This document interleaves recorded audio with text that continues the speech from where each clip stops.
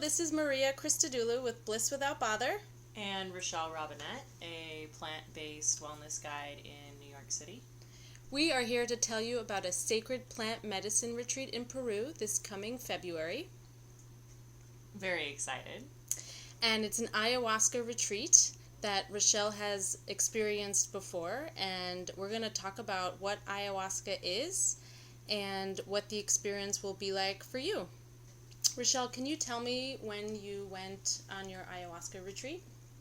Yeah, it'll be about 2 years ago, and it was actually a trip that I took for my birthday. I really like to do solo travels my birthday month and push some limits, kind of, explore new experiences and see in what ways I can learn and grow. And experiencing ayahuasca was something that I had really wanted to do, but I was also very nervous to do. So after a lot of research and a lot of contemplation and conversation with other people, I found the location that we'll be going back to in February, and it turned out to be absolutely perfect. The experience was, in all the ways that I'd hoped, challenging and new and exciting and beautiful, and also surrounded by people and a place that couldn't have felt more safe and comforting and beautiful. And that's, exactly the environment you want to be in when you're sort of pushing yourself into new and sometimes scary territory. So. Wow, that's amazing. I'm so glad you had a great experience with it. Can you tell me what is ayahuasca, and how do the ceremonies help you in either purifying yourself or letting things go from the past that were weighing you down? Yeah, absolutely. Ayahuasca is a vine, and it's considered a sacred plant, also considered a medicine, and it's referred to as medicine, the medicine, la medicina, and it's used that way, and it's used that way as a medicine or treatment for physical ailments sometimes, for psychological blockages, for habits or addictions that we might want to break, or for kind of the purpose that I went down there for, which was exploration and self-discovery and just learning more about this experience of being a human being in reality. So it's used in a variety of different ways. Some people will drink it on a regular basis, and particularly the shaman will drink sometimes multiple times a week, and just has a relationship with the medicine that's very deep and nuanced, as you would expect and you would hope. And then some other people will experience it only once in their life, or never, or only to treat something very specifically, and then when you're done, you're done. It's sort of the way that we maybe treat medicine in the Western world, which is like you take it for an acute situation and then you don't take it again. It's not used recreationally. It's used with a lot of respect. And the ceremonies, we're lucky enough on this trip to be able to have 4 ceremonies, which is more uncommon than not, I would say, with retreats, and that was part of why I was so excited to find this group. You really get to have multiple experiences and different experiences, and not just one that leaves you wondering if that is, in its entirety what ayahuasca is and what it's like for you. You get to go in multiple times, and you get to work with Gume, the shaman, or he actually gets to work with you, and complete the energetic healing or the physical healing that you may or may not know you're going down there for. So. Wow, that sounds really amazing. And Plant Spirit Journeys is our host, and they are located in the Sacred Valley in Peru. And can you tell me a little bit about the environment there compared to other places? Yeah. In South America? Yeah, absolutely. So this this location in Peru is fairly arid as opposed to tropical or any sort of oppressive, heat or severe weather. It's kind of a nice dry climate, about 9,000 feet elevation, which isn't too bad. Some people have, or most people have trouble with the elevation in Cusco, but we're down in the Sacred Valley.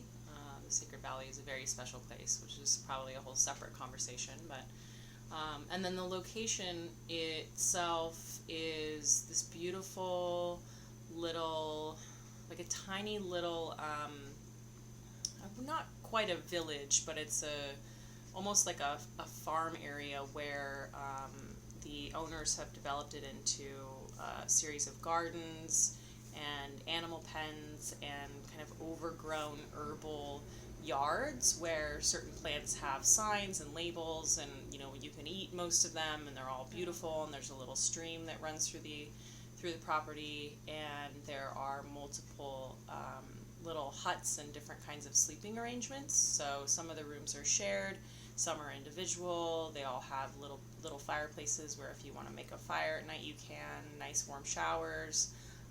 And then there's a communal eating area, a kitchen, and since it's just small groups at a time, no more than really a dozen people, it's very intimate and cozy and friendly, and you get to sit down. It's not like you're eating in a big mess hall. You're eating in like a little dining room with beautiful food that's all, of course, regional and made minutes before you eat it, and all part of the dieta that goes along with being on these retreats. You want to eat in a certain way so that your body is prepared to have the best experience possible. That sounds amazing. I'd like to go. So since the environment is very conducive to healing and very supportive during the ceremony, let's say I wanted to go on this retreat, what would I need to do to prepare myself either mentally, emotionally, or physically so I have the best experience possible with the medicine? Yeah, that's a really good question. There are some things that everyone definitely should do, and there are other things that are very personal. So, if you have experienced plant medicine before and you know somewhat what to expect, then maybe you have no nervousness to get over. Maybe you only have a physical preparation, which would be eating the dieta, which I can talk about in a minute. If you're new to ayahuasca or plant medicine, which I think more people are new to it than are not still. And that brings with it, a lot of questions and sometimes trepidation and curiosity. And I would say read whatever, well-researched and sort of well-grounded accounts of what plant medicine is about. Read up on it, maybe watch a documentary or two. I would recommend being cautious not to watch or read any of the real sensational accounts. There are some that are pretty far out, and those are meant to be sensational. So, as with anything, just watch quality and sources. But, for example, something I did was read all about ayahuasca and also other psychedelics and plant medicines and just healing plants in general. But what I chose not to do was read anyone's personal account of an ayahuasca journey or an ayahuasca ceremony because I didn't want it to inform mine. So I knew the science, I knew the spirituality, I knew the specifics of how the chemicals are working in the body and on the brain and about this dieta, but I didn't know what I might see, what I might not see, what I might feel. So that was my personal preference. In terms of the dieta, which is a really practical thing, we'll actually have more information on our website and in some emails, and I'll be teaching a class on it soon. But there's a pretty specific diet that's recommended before you go on these retreats, and that diet, nothing crazy, just a nice way to clean your body up and make sure that you're not addicted to, alcohol or any other kinds of drugs or sugar, that you're prepared to do a little bit of fasting before the ceremonies, and that you're nice and, cleaned out and detoxified and prepared, balanced really, to go into these ceremonies and to feel really stable and also to feel, energetically sort of prepared. So there are other actions that are recommended that, involve not sort of wastefully expending energy that you might want to keep for this adventure you're about to go on. Well, that sounds pretty doable. Very doable. So not too scary, and I think everyone who considers doing ayahuasca does have some curiosity or sometimes anxiety about it, but I think the retreat that we are offering is supportive in the way that we will be hosting a gathering before the retreat to talk about people's concerns and really guide people on how to prepare for it. And we'll also be offering herbal consultations for people who have just general concerns about their health beforehand and also afterwards to talk about the experience and reflect on how it went for everybody. So it's definitely a personal experience, it sounds like, and I think it's a pretty exciting time to be able to offer it. February is especially good because a lot of New Yorkers don't like being in New York in February because the weather is cold and miserable, and it's a good time to get away and really replenish the body after a hard winter. So I'm really excited about that.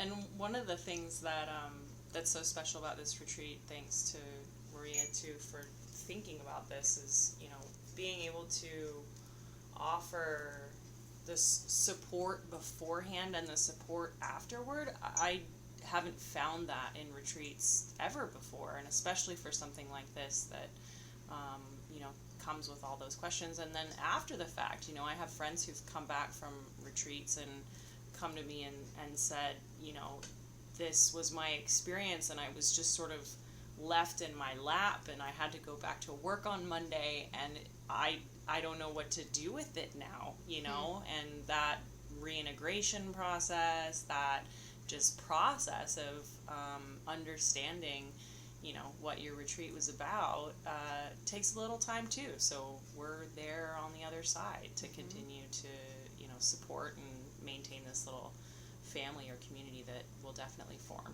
So it's pretty special. Fantastic. Yeah, and the other cool things that we are offering for our retreat is that we have some free gear from Outdoor Voices.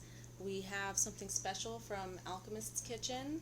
Yeah, the Alchemist Kitchen has contributed spagyrics. So these are like plant medicine micro doses, and a really special ancient alchemical product. It's similar to homeopathy or flower essences, and it will allow people to continue to take little energetic doses of the plant medicines after the retreat and kind of elongate the experience, or save them and have them maybe a year later. I think I would have saved mine and had them a year later if I had them then, but I don't. I'll have them this time. Well, we're so excited to have our sponsors, and we'll have other free goodies for participants as part of a Bliss box. And it's a 10-day retreat, February 9th to the 18th. Our early bird special ends on November 1st. So if you're interested and you want to put a deposit down to secure your spot, you can do that and lock in the early bird rate. Definitely want to do that. The early bird is a great price. And the difference ends up being, I think my math is right, but it ends up being about the cost of your airfare, which is never very bad to get down there. Mm-hmm. But it's really worth it. So there's time, get it. You can find the information about the retreat on www.blisswithoutbother.com. And reach out to us if you have any questions, and we look forward to our event with you. Yeah, thanks guys. Thanks. See you Bye. there.